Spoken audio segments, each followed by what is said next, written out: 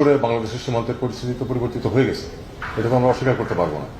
এখানে একটি non state actor, আমাদের সম্পূর্ণ সীমান্ত তাদের নিয়ন্ত্রণে রয়েছে এখন। জাতিসংঘের তত্ত্বাবধানে শর্ত সাপেক্ষে মিয়ানমারের বেসামরিক লোকজনের জন্য মানবিক করিডর দেওয়ার নীতিগত সিদ্ধান্ত নিয়েছে বাংলাদেশ। আমি শেখ মুজিবের মেয়ে, দেশের স্বার্থ কখনো বেচি না, ক্ষমতার লোভ আমি করি না। আমি দেশও বেচি না, দেশের স্বার্থ বেচি না। আমি সবসময় দেশের স্বার্থ রক্ষা করেই চলি। তার জন্য অনেকবার ক্ষমতা আসতেও পারিনি, আমার কিচ্ছু আসে যায় না। আমার দেশের স্বাধীনতার সার্বভৌমত্ব রক্ষা, আমার দেশের মানুষের মাথা জুড়ে উঁচু থাকে, আমার সবসময় সেটাই কাজ। আমি এর কাছে ধর্ণা দিয়ে বেড়াই না।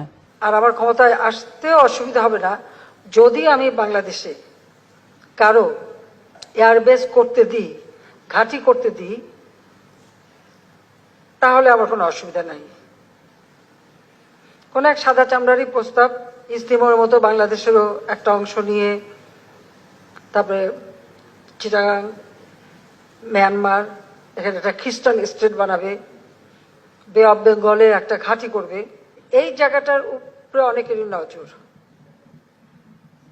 তো সেটা আমি হতে দিচ্ছি না, এটাও আমার একটা অপরাধ।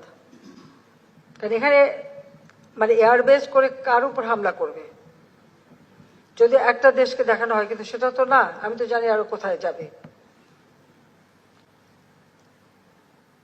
যে কারণে আমাদের কিছু সমস্যা সবসময় পড়তে হচ্ছে, হবে আমি জানি, কিন্তু আমি ওটা পাত্তা দিই না। সোজা কথা, আমি একই জবাব দিচ্ছি, যে আমি জবাব দিচ্ছি স্পষ্ট যে আমি বঙ্গবন্ধু শেখ মুজিবের মেয়ে।